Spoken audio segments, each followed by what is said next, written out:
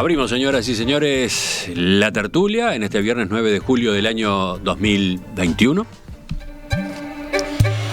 Voy saludando a quienes nos acompañan. Marcia Collazo, buen día. Buen día para todos mis contertulios y para toda la audiencia. Y para ti, Emiliano. Bueno, perfecto. Todo el mundo saludaba entonces. Alejandro. Sí, porque como falté... claro. Acá estás de vuelta. Sí. Un gusto recibirte de nuevo. Feliz de retornar a ustedes y tuve mis nanitas, porque aunque no llegué a tener COVID, lo quiero decir públicamente, tuve una gripe fuertísima, que los médicos quedaron bastante perplejos. Ajá. ¿Te asustaste? Por lo fuerte. Pero pasó. Pasó. Bueno, nos alegramos todos entonces y Gracias. Te damos la bienvenida. Ahora sigo entonces con Alejandro Aval, buen día. Buen día, Emiliano, compañeros y audiencia. Juan Grompone. Buen día para todos, usando la expresión todos en el sentido de la lengua española. Bueno, ya te pusiste peleador. Y Gonzalo Pérez del Castillo, buen día. Buen día, con la misma fórmula de Juan Grompone. Para todos. Bueno. Para todos. Tenemos dos temas de las últimas horas para conversar con ustedes. Habría más, porque el día de ayer fue especialmente intenso, pero elegimos estos dos. La Comisión Pro Referéndum, que impulsa la derogación de 135 artículos de la Ley de Urgente Consideración, presentó ayer ante la Corte Electoral 797.261 firmas solicitando la realización de una consulta popular.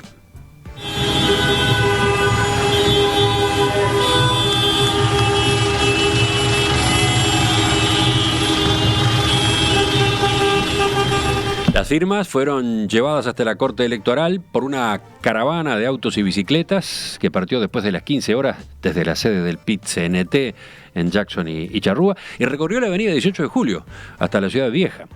Cientos de militantes se habían ubicado en las veredas para saludar el paso de la marcha. La cantidad de adhesiones, esta de 797.261, superó ampliamente el mínimo exigido por la Constitución, que era de 673.000, pero también superó la meta que se había fijado de la Comisión, que era de 700.000 rúbricas. En una conferencia de prensa, el presidente del PIT-CNT, Fernando Pereira, felicitó a los militantes. No sé si dimensionamos el logro, pero implica casi 4 estadios Maracaná llenos, sostuvo. Disfruten. Sientan la felicidad de la tarea cumplida, de haber logrado el objetivo. Rían y lloren. Disfruten porque vale la pena luchar. La lucha siempre pagó. El presidente del Frente Amplio, Javier Miranda, dijo que la campaña fue una gesta, admitió que él no esperaba que se llegara a la meta. Sostuvo, por otro lado, que la cantidad de firmas significa un cambio cualitativo en la política nacional. Lo que se negó de discusión parlamentaria, ahora lo vamos a tener de discusión pública, añadió. Bueno, ¿cómo observaron este hecho político del día de ayer? ¿Cómo observaron, por ejemplo, la cantidad de firmas? ¿Cómo observaron la movilización que se organizó para llevarlas ante la Corte? ¿Quién empieza? Silencio. Bueno, empiezo yo. Marcia. A mí, como soy escritora y a veces me sale la beta, les quiero decir que yo pensé en palabras claves. Las palabras son muy poderosas. Y la primera, hay varias palabras acá, les voy a decir. La primera que se me ocurre es democracia, la palabra democracia. Ojo, quiero recalcar, democracia semidirecta y no meramente delegativa, como en algunos países de América Latina. Otra palabra, ejercicio democrático en paz. Reivindico la palabra paz con sus 3 letras. A pesar del clima de amenaza general, incluso por parte del Ministerio del Interior, que a las pruebas me remito por las propias declaraciones del ministro en su momento, que fueron de una velada amenaza. Hay que vigilar a los que están juntando firmas para evitar aglomeraciones. Ejercicio de la democracia a pesar de las adversidades. Acá, bueno, podría decirles la palabra pandemia, podría decirles la palabra obstáculos muy humanos, como negar la cadena nacional para un sector de la ciudadanía durante un gobierno, cuando no se negó para otro en otro gobierno. por decir algunas de las adversidades, para mí es un grave fallo de comunicación negar la cadena nacional y se paga. Otras palabras que de repente tenía que haber empezado por ellas: pueblo, soberanía. Se ha dicho mucho, el senador Gandini lo dijo hace poco, la gente nos eligió a nosotros. Eso es cierto y no es cierto. La gente los eligió como poder ejecutivo claramente, indudablemente, rotundamente. Uno de los poderes del Estado. Pero hay otro poder del Estado, que es el poder legislativo, en el cual no gobierna solamente quienes están en el poder ejecutivo, porque existe una cosa que se llama representación proporcional. Y además olvida que por encima de los tres poderes del Estado está el soberano, que no es el poder ejecutivo. Entonces yo quiero todas esas palabras claves dimensionarlas, ponerlas aquí como la alegría, ya no de una izquierda, ya no de unos sindicatos, sino de 800.000 firmas prácticamente. Es un disparate. Quiero cerrar simplemente con alguna cifra. En su momento, la calle Pou obtuvo 685.595 votos en la primera vuelta. Repito, 685.595 votos. Ganó la coalición de gobierno por 37.000 votos, es decir, más o menos por la misma cantidad que obtuvo el PERI. El PERI obtuvo, 32.000 y pico de votos, y el PERI obtuvo unos 37.000, el PERI de César Vega. Por esa diferencia ganó. Me remito entonces de nuevo a todo lo que dije. Acá el que gobierna es el soberano, y el soberano se pronuncia. Alejandro, Gonzalo, Juan, ¿quién sigue? ¿Quién toma la posta ahora? Yo la tomo si quieren. Gonzalo. A mí en realidad me encanta la intervención de Marcia, porque en el fondo yo estos días he justamente estado pensando sobre estas cosas, ¿no?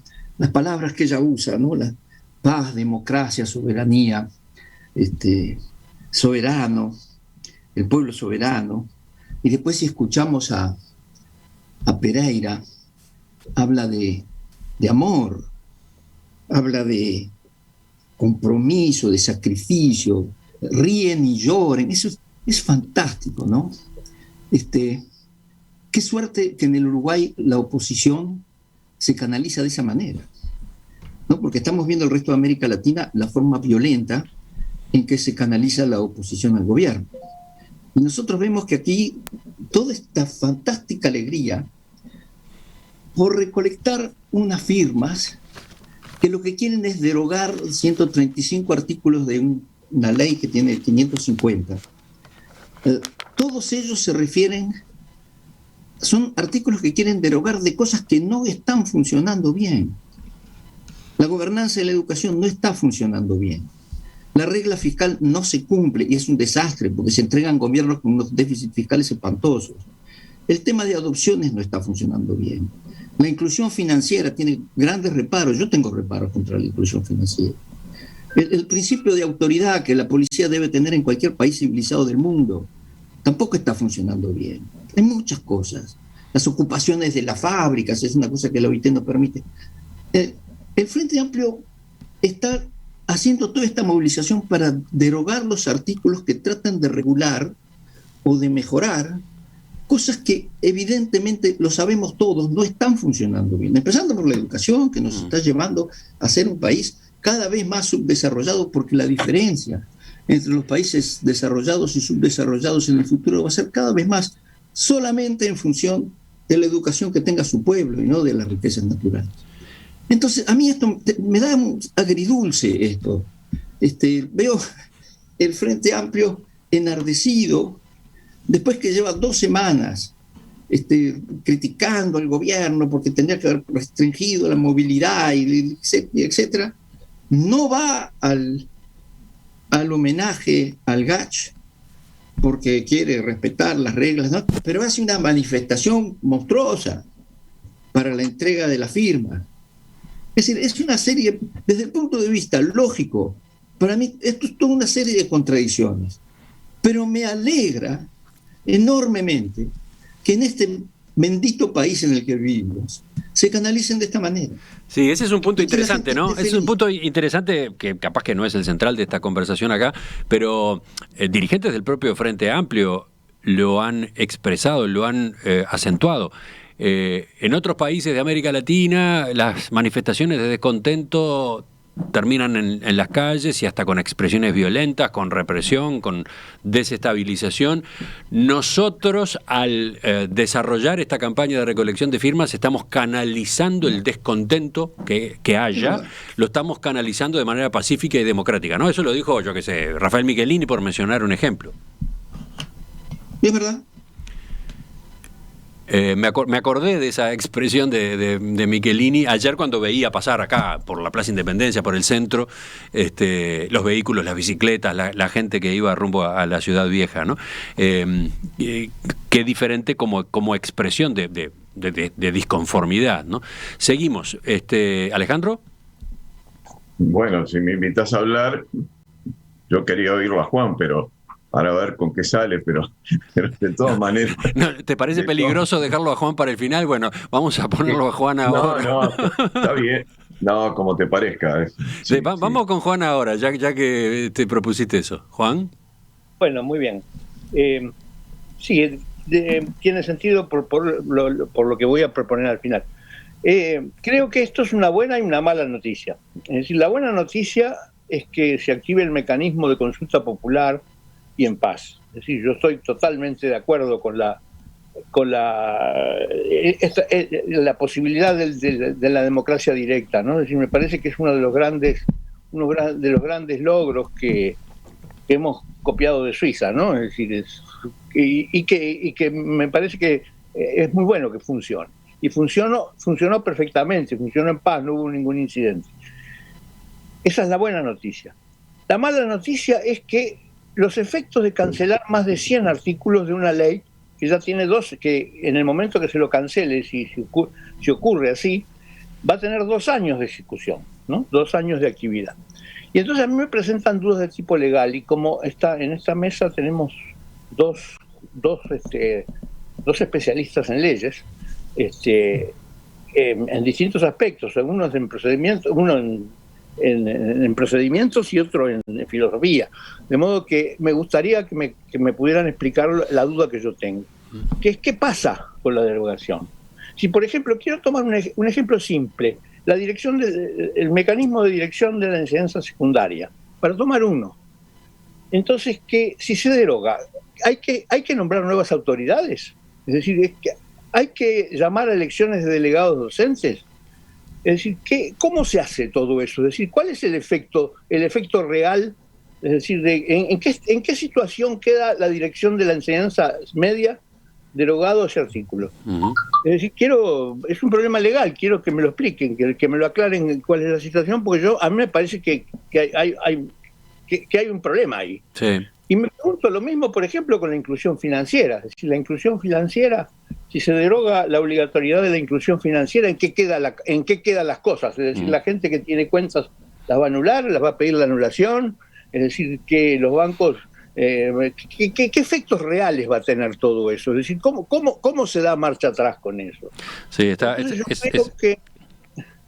yo creo que las adopciones. Yo quiero que bueno, está bien, pero yo no quiero entrar dentro de eso. Quise poner ejemplos más simples, ¿no? Es decir, nombrar las autoridades o lo que pasa con los pagos a través del banco. Entonces yo lo que quiero es que, ya que tenemos 2 juristas acá, me lo expliquen, porque yo pienso que esa es la mala noticia. Es decir, que me parece que hay un problema serio si se llegan a derogar un centenar y pico largo de artículos. Sí, por suerte entonces pusimos primero a Juan, así Alejandro puede contestarle. Pero yo complemento la intervención de Juan en el sentido siguiente. Quizás ahí está un defecto, entre comillas, del instituto del referéndum previsto en la Constitución, ¿no? ¿En qué sentido? En que hace que una ley pueda estar en el limbo durante meses y meses, ¿no? Primero mientras un grupo de ciudadanos se reúne y recolecta las firmas intentando un referéndum, y después, bueno, a partir del momento que se confirma el referéndum hasta que la consulta popular se desarrolla. Mientras tanto esa ley se aplicó, mientras tanto esa ley tuvo efectos. ¿Qué pasa con todos esos efectos, no? Mi pregunta, Alejandro, es un poco complementaria de la de Juan en el sentido siguiente. Obviamente, si los artículos se derogan, tenemos una cantidad de impactos. Ahora, ¿qué pasa en el interín? ¿Cómo no hay una cierta parálisis en algunos de los aspectos en la medida que no se sabe si la ley va a seguir o no va a seguir? Bueno, eso es natural que ocurra. Digo, siempre va a haber una cierta posibilidad de que no siga vigente, pero primero, la derogación, si se llegara a operar, no es retroactiva. Es decir, lo que ocurrió. Durante ese año y medio o 2 años en que estuvo vigente, lo que se hizo está bien hecho y no queda anulado. Juan, no es que se haga desaparecer con efecto retroactivo a la ley. Simplemente se deroga a partir del momento que se aprueba el referéndum. Eso me queda claro. Bueno, no, pero la gente a veces piensa que va para atrás y que todo lo que se hizo queda nulo. No queda nulo. Lo que se hizo y está bien que se haya hecho porque era una ley vigente. Ahora la ley deja de estar vigente, como si se hubiera aprobado una nueva ley que tuviera los mismos contenidos que tenían las leyes antes de, bueno, en el caso de la ley de urgente consideración. Sería así como funcionaría. Por supuesto, Emiliano, que en los últimos, durante este periodo de incertidumbre de qué va a pasar, debe seguir aplicándose la ley vigente, que es la ley de urgente consideración, y punto. Las autoridades lo harán con más prudencia, quizás, pero se tiene que seguir aplicando porque es una ley vigente. Esa es la base del asunto. Uh-huh. Respondiendo muy genéricamente a lo que decía Juan hace un rato, o lo que preguntaba Juan y después tú complementabas. Pero fíjate, por ejemplo, está de por medio la portabilidad numérica, ¿no? En el caso de los teléfonos celulares. Implementar ese cambio no es nada sencillo, ¿no? Tiene, desde el punto de vista técnico, sus desafíos, desde el punto de vista de los costos también. Si se lleva a cabo y después la ley se deroga, hay que marchar para atrás con todo eso que se hizo. Bueno, sí, va a recobrar vigencia la legislación anterior. No, digo, entonces podría pasar que se resolviera todavía no avanzar a la espera de que quede claro si la ley se mantiene o no se mantiene en ese artículo, ¿no? Bueno, ese es un tema que atañe más a la predicción que pueda hacer el gobierno, las autoridades correspondientes al respecto. Pero no es un tema de regulación legal.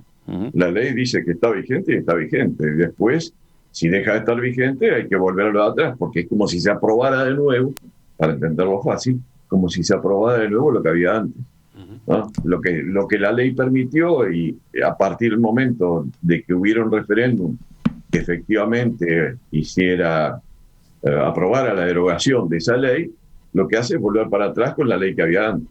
Y bueno, sí, es un lío para algunas cosas en particular, ¿no? ¿Verdad? Lo que dijiste tú de las interconexiones, de los teléfonos y demás, sin duda debe ser un lío. Pero bueno, yo no soy la persona adecuada para responder qué es lo mejor. Ese es un tema de prudencia política que tendrán que asumirlo las autoridades correspondientes a cada una de las áreas que están eventualmente en cuestión. Tengo otro tipo de consideraciones sobre el asunto pero quizás Marcia quisiera decir algo al respecto de lo que dije ahora. Quería nada más que decir que, por supuesto, que estoy totalmente de acuerdo con lo que expresa Alejandro, pero además esto en circunstancias que podríamos decir, entre comillas, normales, ocurre todo el tiempo. En circunstancias de que se deroguen, ¿verdad?, leyes tácita o expresamente, porque también está la derogación tácita por la creación de una ley nueva en el tiempo. Pero por otra parte, fíjense, para darles un ejemplo extremo que ocurrió entre nosotros y que nos afectó muchísimo, la enormidad de leyes que surgen durante el periodo de la dictadura, porque la vida continuaba. Había que seguir regulando aspectos de la vida en todas sus dimensiones, Bueno, pues muchas de ellas obviamente se dejaron sin efecto cuando la restauración democrática, pero otras no se pudo porque afectaba bienes de la persona humana muy caros, en el sentido de muy preciados, muy importantes, no solo bienes materiales. Y entonces hubo que validarlos mediante los decretos leyes, que Alejandro también lo podrá decir. Es decir, y por otra parte, bueno, a ver, si llegan a ocurrir todos estos problemas, bueno, en parte o en la mayor parte va a ser debido justamente al gravísimo error legislativo, de técnica legislativa, por nombrar solo lo menos, que implica haber sacado como se ha dicho con mucho acierto, un ferrocarril de normas a través del mecanismo de la urgente consideración. Y el argumento que se dio en su momento, porque las necesidades del pueblo son urgentes, por lo tanto hay que sacar una ley de urgente consideración. Una confusión. Yo no la voy a calificar. Una confusión. Cada uno le agregará el apelativo que quiera.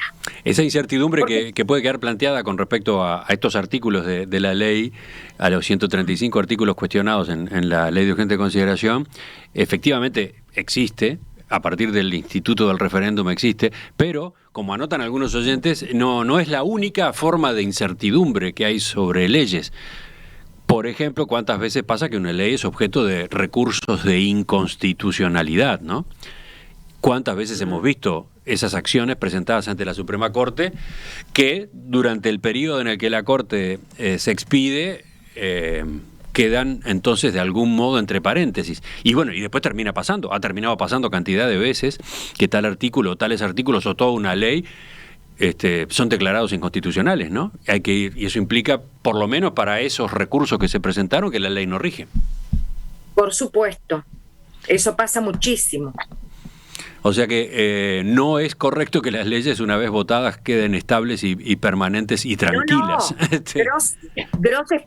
Grosespiel, nuestro gran jurista, decía que la inconstitucionalidad es más grave aún por cuanto es casi imposible que el legislador no advierta el fallo de la inconstitucionalidad. Y él le llamaba la inconstitucionalidad querida, la inconstitucionalidad voluntaria. Fíjate. Bueno, este es un ángulo posible, lo ponía sobre la mesa Juan con su intervención, ¿no? Los efectos, las consecuencias políticas de la derogación, si es que hay consulta, y en la consulta efectivamente triunfa el rechazo a estos artículos. Pero capaz que podemos volver a ubicarnos más bien en estos días, en estas horas. El tema de la cantidad de firmas, ¿cómo vieron ustedes ese respaldo que obtuvo la campaña? ¿Ustedes se imaginaban 800.000 o casi 800.000 firmas? Gonzalo, Juan. Yo creo que esto empezó, si yo recuerdo bien, esto empezó como una iniciativa fundamentalmente de FENAPES y de FANCAP y el Partido Comunista, posiblemente, porque afectaba a sus intereses. Algunos de estos artículos afectan los intereses de la educación y del tema de que los combustibles se rigen por el precio internacional. Al principio ni siquiera el PIT-CNT estaba muy entusiasta, el Frente Amplio tampoco, y se fueron agregando hasta que ahora se juntó todo. Todo lo que es contrario no solo a la LUC, sino al gobierno, a la coalición multicolor. Y a mí me parece que no me extraña que hayan llegado a ese número de firmas, porque yo creo que la gente no estaba firmando contra los 135 artículos de la LUC. Estaba firmando en contra del gobierno. Tú decís que no te extraña, pero en las últimas semanas los pronósticos eran pesimistas o preocupantes, ¿no? Y sin embargo... Sí, bueno, y llegaron, está bien, porque se juntó un montón de gente que evidentemente está en contra del gobierno, que es casi la mitad de la población del Uruguay. Se oye muy bajo. Yo creo que el resultado del referéndum también va a ser un referéndum a favor o en contra del gobierno. Así que van a tener, sí, más de estos 800.000 votos que tuvieron las firmas. Ajá. Alejandro se ha convertido en otra cosa. Alejandro dice que escucha abajo, pero supongo que escuchó igual. Entonces, ¿qué decís sobre este aspecto? A ti te escucho bien, lo escuchaba abajo, Gonzalo. Bien. Bueno, ¿Y sobre este aspecto, la cantidad de firmas? Y nada, sobre eso parece bastante normal, si uno lo mira objetivamente y no con las ganas de que ocurra o no ocurra. En realidad, como decía Gonzalo, son más bien expresiones de oposición al gobierno, de una manera quizás vaga en algunos casos y muy concreta en otros. En realidad, aparentemente, el presidente Lacalle tiene un apoyo superior o alrededor del 60% directamente, y en lo de la pandemia aún mayor. O sea, hay gente que de repente no lo apoya, pero apoya la actitud que ha asumido el gobierno frente a la pandemia.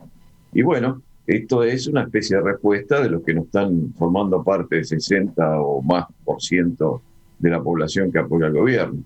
Y era natural que ocurriera, es un esfuerzo enorme que hicieron, realmente un buen ejercicio democrático en términos generales.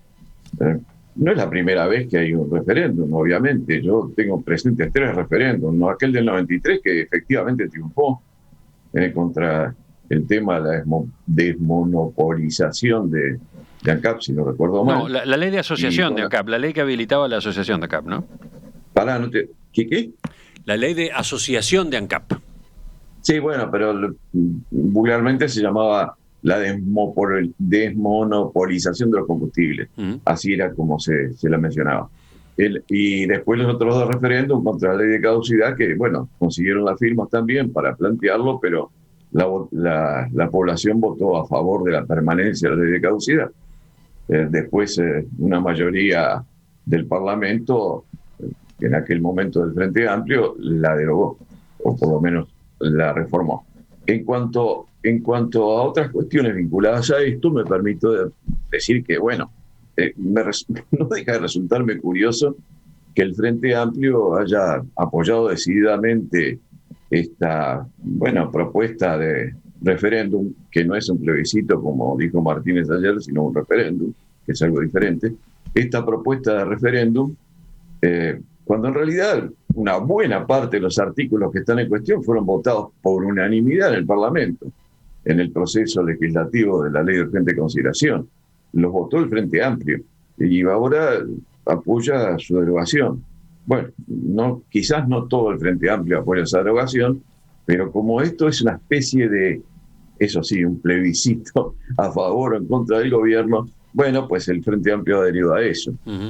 Aclaro algo más. Se ha dicho, incluso por Pereira, enfáticamente, que es una persona a quien respeto más que a otros de los intervinientes en este proceso, pero se llegó a decir por Pereira que había un apoyo de colorados y de blancos a esta junta de firmas, a esta juntada de firmas, pero en realidad el único colorado que la apoyó fue un edil del departamento de Paysandú. Digo, yo no le quiero quitar mérito a ese edil, pero francamente hay cientos de ediles por todos lados y la única persona del Partido Colorado que aparentemente lo apoyó fue ese. Y de los blancos no tengo noticia de que haya habido ninguno que públicamente lo haya dicho. No es que me parezca mal, porque además la opción de proponer un referéndum no significa que después se vaya a votar a favor de la derogación. No necesariamente significa eso. Cierto que, como decía Gonzalo hoy, esto más bien es una apuesta a favor o en contra del gobierno de Lacalle, pese a ese 60% que he mencionado. Bueno, tendría otras cosas más para decir sobre las leyes ómnibus. Me acuerdo perfecto del presupuesto de Mujica. Eran, si no me acuerdo mal, capaz que le agarraron algún numerito, pero eran algo así como 875 artículos que se aprobaron sobre infinidad de cosas distintas, apoyado, por supuesto, por el Frente Amplio y votado por el Frente Amplio, y además con plazo acotado para votarlo. O sea, era una especie de ley de urgente consideración. Es la ley ómnibus más grande que registra la historia del Uruguay, hasta donde yo recuerdo. No puedo hablar del siglo XIX, pero sí de los últimos decenios. Bueno, y podría seguir.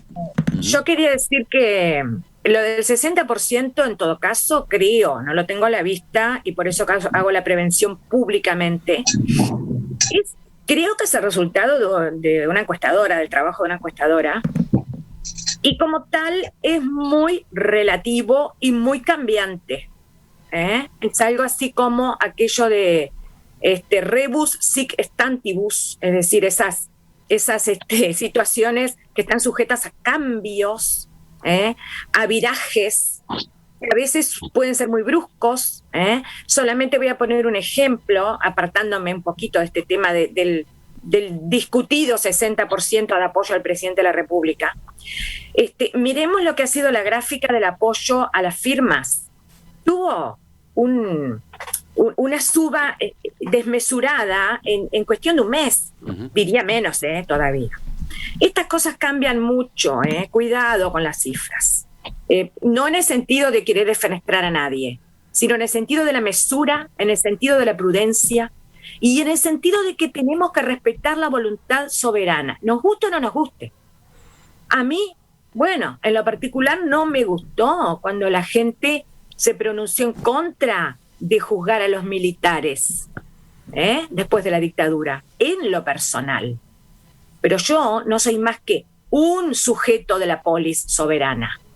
La voluntad popular hay que respetarla siempre y en todas las instancias.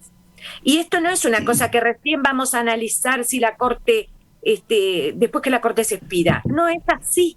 Esto es un resultado ya rotundo, ya indiscutible, que hoy tenemos que empezar a analizar y que me atrevería a decir que va a cambiar la historia de este país en muchos sentidos.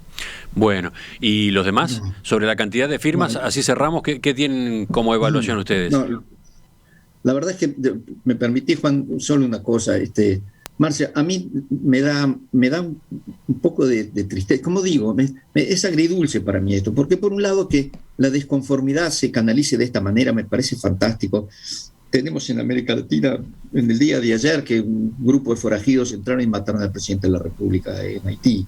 Y sí, tenemos tantas otras cosas. Es decir, que para mí desde ese punto de vista está fantástico. Ahora, ¿no te da un poco de pena de que saliendo de una experiencia como fue la pandemia, que tanto demostró que de ciertos problemas que el Uruguay tiene, que son problemas de fondo, tenemos que salir juntos y que podemos salir juntos? Que nosotros salgamos de esta pandemia enterrados en la discusión de 135 artículos de la LUC, de si están bien o si están mal, es decir, como si eso ahí le fuera la vida al futuro del Uruguay. No va por ahí el futuro del Uruguay que tenemos que discutir. Y a mí eso me apena, me apena sinceramente, porque pensé que tal vez la posibilidad de haber enfrentado todos juntos esto, nos daba la posibilidad de enfrentar todos juntos otros problemas muy serios que tiene el Uruguay, entre los que sin duda incluyo la educación y varias otras cosas más que están en la luz, que tenemos que cambiar porque nos va la vida. Juan, terminamos. Sí, estoy de acuerdo, nada más que en medio segundo, estoy de acuerdo en que es muy penosa la falta absoluta de diálogo que hay en este país, instalada entre el gobierno y la población. Y Juan, termina él. Bueno, yo voy a acudir a Pitágoras y a mi formación aritmética, ¿no? Es decir, a mí me interesan los números. Entonces, el Frente Amplio representa aproximadamente el 40% de la población, según la última votación. Un poco más, tal vez, según qué se cuentes, pero representa por lo menos el 40% de la votación. Más a favor de lo que voy a decir a continuación. Entonces, para mí, haber obtenido un poco más del 25% de apoyo para la derogación de los artículos, es un gran fracaso. Es un gran fracaso. Quiere decir que, digamos, hay un 25% de un 45% que fueron los que apoyaron la iniciativa que condujo el Frente Amplio. Es decir, que tuvo un nivel de desacato muy grande. Por supuesto, es una interpretación, porque en realidad la recolección de firmas no es un problema penoso, tiene dificultades de tipo práctico. Es decir, pero realmente yo lo que veo es que es un gran desacato. Yo creo que cuando se iniciaron la junta de firmas, se razonaba con que como si somos el 40 o más de la población, entonces, ¿cómo no vamos a conseguir el 25? Lo conseguimos en un ratito. Sin embargo, no fue así. Es decir, yo creo que, en definitiva, lo veo desde el punto de vista aritmético como no un éxito para el Frente Amplio, sino un fracaso en la desobediencia grande que tuvo. En cuanto a antecedentes de referéndum, Faltó mencionar, lo acotan varios oyentes, uno que en la historia política uruguaya tiene su importancia, el referéndum contra la ley de empresas públicas, el que tuvo lugar el 13 de noviembre de 1992 y derogó 5 artículos de aquella norma muy significativa, muy relevante en el gobierno de Luis Alberto Lacalle Padre. Es una iniciativa de referéndum que surgió del PIT-CNT y del Frente Amplio, y a la que en las etapas finales terminó sumándose también el sanguinetismo, como los oyentes seguramente recuerdan.